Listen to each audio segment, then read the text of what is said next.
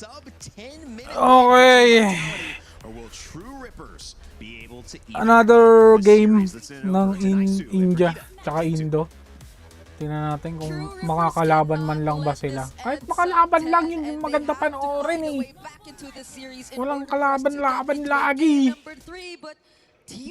Parang ano lang naman eh. Tulok naman namin ang magandang laban. A Belric XP lane. Belric XP, diba? Man. I mean, we've been seeing so much of Belric the past few weeks that, you know, it's like, oh yeah, he's gonna go in the XP. There's an arrow landing, Moreno. Okay, Asuna at least holding on to that flicker. Nice little snow with the projectile. Has that damage on Finn too, but will be okay. This is one thing I have to say though too. Yeah, Belric in the XP. He's running the Revitalize, and so.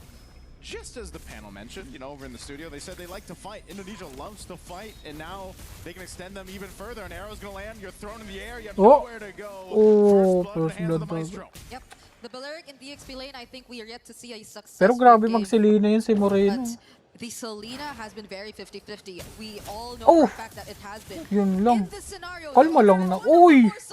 Grabe ka naman, Moreno. Sa pool.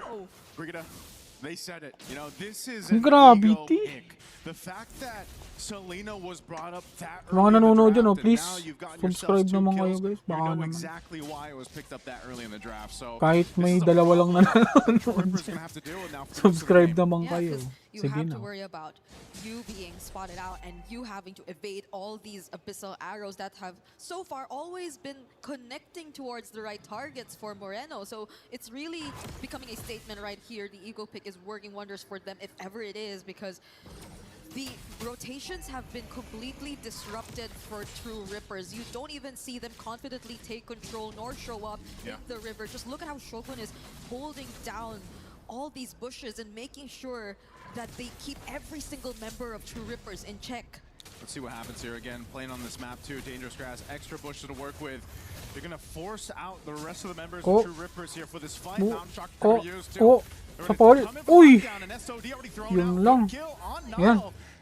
Pumapalag ah. Kayang pumalag ah. Ang ginagawa nila. Oh, nice. Kaya yan. Yun. Nice. Yan ang maganda. May laban talaga.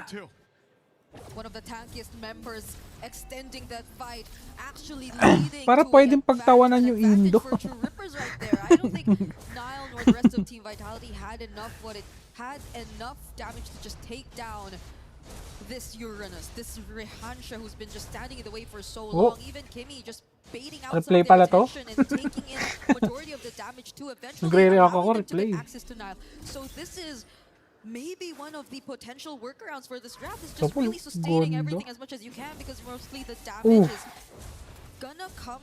Yes, napahawi ng buhok eh. Ba't naman may mukha pa ng player? But as long as you get to tank everything, then maybe there could be a way around this for True Rippers. Yeah, that way is their tanky front line. Vision used. There's a whole wombo combo. Kulit mo ah. Another kill Naku, picked yun up lang. here for True Rippers. Wala ko eh. True Rippers are Grabe, starting pumana to si be a lot Moreno, more no? active than you expected them to be. A really great setup on that Fatal Links, as you've seen, but Rehansha too, the way that he's Yes, sa mga nanonood dyan, subscribe naman kayo. Uy! big help. Oh! SOD Oh! again. Suna with a pickup Oh! kill. Tulak Next mo! one, looking for more in the mid lane. Walang tulak. Arrow thrown out. Finn joining the fight. Has a flicker but doesn't want to risk it, so they just disengage for now. Yan maganda, lumalaban-laban man lang. Position where they, you know, they're second guessing some of these engages against True Rippers, and that's exactly where they want to find themselves currently, because it's just you don't want to give too much over, right? This gourd, we've seen it before. There's a reason why the gourd has really picked up in the meta. You get a couple kills going on him. That Mystic Gush is a great zoning tool, but it's also obviously a big damage tool. And that's something they have to watch out for, because not only are you working around abyssal arrows for vitality, Wait! you know, the potential for a Ano yung XP laner nila yung puno? but even True Rippers, this composition has its strengths, and one of them is Oh, that medyo pangit yun ah. synergy that comes with the ultimates. XP laner pala Which is nila yung really puno. interesting, but it seems like True Rippers are the Itong ones who are going Bellery. for the more broad Parang di plays and maganda team yun, fights from this point onwards, but they're setting up for this objective. Shogun finally going to be part of this team Okay, subscribe fight. We naman haven't kayo. seen the Ayun Bellery oh. just yet. Nice! Finn! Nice This is the flicker! flicker! Yeah, Oh! Naku po, yun lang. Okay, nakapag-load sila. Kaya pumalag. Palag oh. Lamang sila oh. Habol oh. Naku, ang layo naman nung ano nung... Nice. Nice. Kinakabahan na. Kinakabahan na. Brawl, ano, yung dating Indo, ito na ngayon yung mga nasa India na, puro brawl. Ayan. Oh, ang sakit! Grabe yung Moreno talaga mag-ano, Filipino. Back na loads! My God, ayaw bumak. This seems to be a very straightforward approach for Nice. True Rippers, but it's working out for them really, really well. I guess we're starting to feel the demands Oh, of hope. sinipa! Yun lang. Oh, they stand! Wow! Oh! Oh! Yun lang. Yep, so maybe we Yun are starting lang. to feel the demands of how skill shot based or how Ganda. mechanically dependent these compositions are for the team vitality. You really have to layer them out really well. It has to follow a certain sequence, whereas True Rippers can just be in your face. They could just create space, and they could just allow their damage dealer to do their thing. Team Vitality seems to be a bit more precise in terms Medyo of ano, medyo may nangyayari doon sa Uranus. Ayoko nito sa lineup yung Uranus eh. Ayan o, tingnan mo. Oh. Pero makunat siya dito ah. In fairness. Ayun lang. Napunta sa iba yung attention, hindi sa kanya. Inuhuli MM. Back na konti. Back na. Feeling ko back na yan. Ayaw talaga bumak. Ayaw talaga bumak. Sayang. Oh! Ano nangyari doon? Sayang. Pinapakabalang pala. Sayang. Okay, we'll get the objective, but Rehansha. Oh. Magaw? Oo. Kulit ng Uranus eh, no? Ayaw pa bumak. Again, 3-0-4. He is the Pwede naman for the kasing team bumak eh, di ba? currently, but Vitality shows some fight in them. You know, Pwede off that naman exchange in the mid lane, plus an objective, they slowly make a baby step in the right direction, but still, True Rippers up amidst it all. Nice little round. Used up. Garcia will be able to survive though. Masyado kong greedy, Good kaibigan. thing for some backup up on the other side of the map. They're going to be going once again Yun on the lang. edge. He falls. Top turret. Nagano na, hindi na nila alam gagawin nila. With Oof! Shogun. He's trying to get away from Lude! it. Won't let it happen as he takes down Kimmy. Yun lang, Uranus. Nagkakanya-kanya na tong India. I might want to take a look at the items KKB right now. na sila. I am really eager to see what builds have they been picking up, Kanya-kanyang especially back. for Cho and Balearic, and it seems like they're just going for tank. Yeah. But despite that, you could really feel how much pressure they're actually able to put onto the opponents, how much they're able to actually maybe get out of True Rippers, but I would want to see more, especially from Finn. Maybe a more accurate way of the dragon and targeting from Team Oh, Vitality. napa-flicker! Even if Baited! it wasn't a kick, was a really good one. Would you call that accurate? I mean, Baited. he got the flicker out, right? He somehow got the flicker out, and I think that's his win for Team Vitality. That's one of those things though with a Kabado try, yun. across them. You don't know sometimes if they're gonna full commit to it or not. Sometimes you're like, hey, it's better a flicker than a death, you know. So that is burned from Asuna, but still, nonetheless, still alive and still in charge at least for now.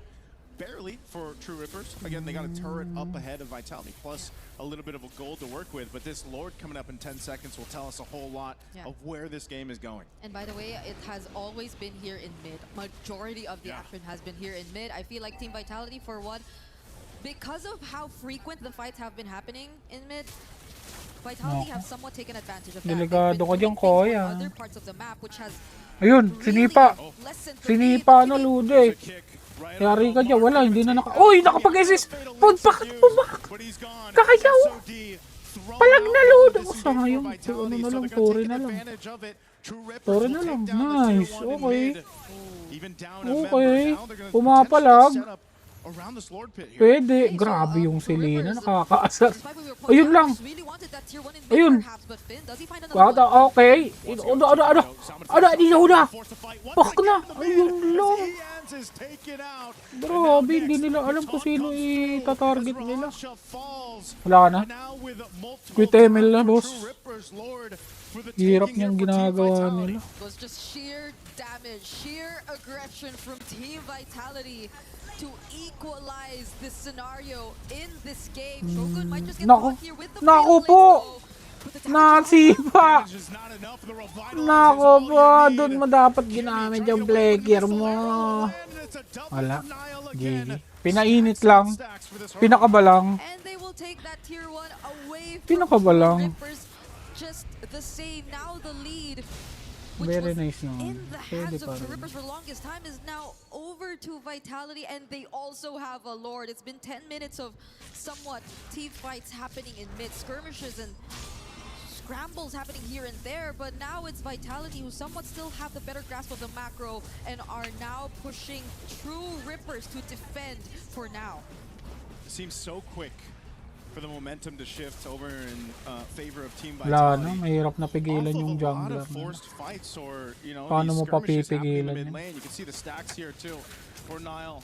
He's got that 44 on the Sky Piercer, and you know that's deadly to deal with because the way that we've seen the hero played is just kind of in and out. You know, you're utilizing the iframes that you have. You have that good amount of damage. You can kind of weave in and out of fights, and now that you have multiple stacks in this way, you're a big threat to the rest of True Rippers. Yeah, at least for True Rippers, they have decent wave clear. They were also able to at least take control of that top lane so they don't feel as much pressure in terms of the synced up waves crashing. But there goes a Mountain Shocker. They have an idea of where Team Vitality currently are, but they're not going to focus on a fight just yet. But there are flickers in Team Vitality's hands, so they might have to watch out for that. Again, a play could be made here by Finn. A BOD was just picked up by Nile as well. Finn right there in the mid. Not sure if he's going to commit to it. Doesn't just yet. Again, Kimmy waiting for that flicker to be available so that he could potentially set something up. I'd love to see this, all this time that Garcia has had to go ahead and farm up on the Mozkov, to go ahead and turn the tide with a great SOD or, you know, some initiation from the fight from True Rippers, because they've got that potential. They just got to go ahead and get the upper hand. Let's take a quick look at the items here. Yep. They already have the damage. That's the Trinity already built in here for Garcia, and he also has just locked in the Rose Gold Meteor. So even if Lee, let's say, unfortunately gets to take that Abyssal Arrow, he could probably survive an additional hit or two. But that's the thing, True Rippers, I like how they're being very careful about this. They didn't want to force a fight, especially without a Garcia in range for the Wrath of Dryad. Wrath of Dryad used. Kimmy can't get away, and there's the setup they were looking for, right on target. No. As Asuna is gone, 2 down for True Rippers. And it was these arrows, once again, from Moreno that just brought Kimmy low enough for them to collapse down. Just like they'll collapse on the tier 2 turret. There's a push up top from Garcia. But the base turret in mid's going to be worked on here. Minions will be cleared out. Lord is coming up. Oh, Team Vitality. gumagawa ng pangarap Pretty yung much ano. with no choice. I like how they're at least getting trades though. This is different from game number 1. Garcia goes back Gumagawa in. ng pangarap si Moscow. Garcia joins after that, throwing that SOT. Yeah. True Lord, Rippers will be able to go ahead and hold up. Kailangan But this front side, mag-dip. it looks like they Wait, wanna kaya go ahead i-burst? and at least stall out Team Vitality. The Kaya rest of the i-burst? team is up here. Could they potentially take Oh, hindi this nag-dip. Lord? They gotta dance around these abyssal arrows. Ayun lang. The fight now too. They're gonna be going. Ayun lang, Lode. Ano yun, isa mo dyan? Lumalamang. Lumalamang ang Indo. Ay, ang India. Uy. Oh, no. Oh, my golay. And that's when Vin couldn't even Oh land my the stun. He golay. wasn't even able to just kick this Hindi na pakabato. away. Just Delikado secure the na to. objective. Let's take a look at that replay, because I feel like there was a clear attempt, at least from Finn, to just deny the retribution from Ian's here. He was just trying to chase after him, and he did not successfully do so. But the knockouts, the damage, the splash damage that just came from that team fight, which was a really messy Grabe team rin yung fight at Moscow that. nila. May It galaw. helped so much in terms of how Vitality were able to just win the objective, and that is Nice. what really matters at this point. Nice, At Billy least Bills. they're not able to hand over the complete advantage to True Rippers, but nonetheless, True Rippers were actually able to somewhat balance out that fight. It's not a huge loss despite them not getting the objective. Right, it was really good usage of the tools they had at hand. True Rippers, I mean, Eons as well, being able to avoid what Finn was trying to do. You know, those little micro decisions around the Lord, staying alive, being able to get being able to stay alive, even if they lost the Lord, it's still potentially to turn around because the key members stayed alive here. Garcia being one of them. And it's so important, again, his spacing, his positioning on the Moskov. He's done a phenomenal job not dying, utilizing his Purify when he needs to. But now you got to be the guy to also turn these fights in your favor. And there's a whole lot they can do off the Fatal Links. A Conceal's going to be used, scouting out a potential target. They won't find it just yet, though. Yeah, and even the entries through the SOD, I think, have been really great for Garcia. It's not like he just goes in and puts himself in a very dangerous position. It's more calculated timing that you're actually seeing from him. Let's take a look at the gold distribution so far, and even in terms of scaling, I think he's been doing great, matching Eman in the gold lane. And the last time we checked, he was actually ahead in terms of gold, so it's really great. But that's a Purify. Yep, Purify used. Are they going to go for the re-engage here? They're going to disengage for now. And Kaya? Nakapag-SS? Naubos? Ayun, nice! Ganyan! Palag! Kaya oh! Kaya, Lodi! Nalalpak na! Sayang! Ninja talaga gusto ko manalo dito. Naku po, bumaka na, Lodi! Oh my God, Lai! Yun lang! Anong ginagawa mo dun? Anong ginagawa nung is doon, Lodi? Bakit ka nandun? Grabe ka. Answer your question, they're just really focusing now on resources because we're about to see a Lord spawning in 6 seconds. But let's take a look. That was a clear counter engage. They had all the reasons to do this simply because they already had information. Ian's was all alone. They could go for the chase. And Hirara is just one of the best heroes to rely on in terms of that and outputting the necessary damage. They're waiting for this. Are we actually going to wait for an entire minute though? Because the Evolved Lord will take an entire minute. It seems like... Yeah. Okay. Oh? Okay, Lord secured. Now at this point, again, it's... Breeder, they're in that situation, right? Backs against the wall. So I don't want to count them out, though. Yep. Even with that, that Lord secured, Team Vitality will have to kind of take their time going into this fight because of the nature of the composition. A lot of times, like you said, they're playing around the arrows. They're sort of also waiting to see what Kimmy decides to do with that Fatal Links, because they have to avoid that combo, that Wombo combo we've been seeing so much of. Fatal Links, Mystic Gush, and keeping tabs on Garcia. So with this Lord approaching the base, let's see how True Rippers want to defend against it. Yeah, it's already full item builds for both gold laners, for all damage dealers. I think Niall's just locking in his last and he decides to switch it up and pick up a Winter Crown to complete his build, so there could be more creative angles from this point onwards. Kaya yan? Wow! Nalusaw! Habol! Habol lang! Habol lang! Yun. Di naman! Nice one! Grabe si Lina. Sayang yun, Lodi. Muntik na yun. They should be able to clear it out even with that charged up minion, but wow, we have to take a look at the replay. That could have been the play of the game if only Garcia was able to find the kills, but looking at the replay right now, you have to respect the wave clear. You have to respect the damage that Garcia and Asuna are actually able to output at this point in time. The way that Vitality have actually somewhat lined up in that particular sequence really favored the damage dealers here from the side of True Rippers, and now they've completely turned things around. They're the ones who are approaching the base. Pinasok. Back na, naku po. Huyo. Grabe yung mouse ko. Pre-hit. Nice one, Lodi. Wow. Back na po. Pwede pong bumak. Ayun lang. Moreno, masyado kang malakas dyan, Lodi. Masyado kang malakas dun, Lodi. Wow. Wow. It was a very difficult spot for Moreno at that point. But this was the engage that changed everything. It was that Fatal Links combo, making sure that they found the targets, but I think this was also a sequence of miscalculations from Team Vitality as well. Finn once again did not really land that Banda, flicker. nakaka-preheat At the yung same Moscow. time, the entries from Moreno and Nile weren't really Kaya in pa yan, accordance to what they Lods? wanted Wala. to do. And Logi sila sa we Lord see fight. Ian's falling just before the look. Nahirapan sila kunin yung Lord. That's unfortunate timing as the Lord is up. This was the replay, so Nile knew where to go, and he can win that fight. You, as the Hirao, especially with the sacks, you can win that fight. Now this Lord, and Evolved, mind you, will go over to Team Vitality because the jungler is not available for True Rippers. So much has been happening here, but it's Team Vitality still being able to take this Lord freely from the hands of True Rippers. So they're just waiting, and they wanted to spawn at a certain moment in time here in this game.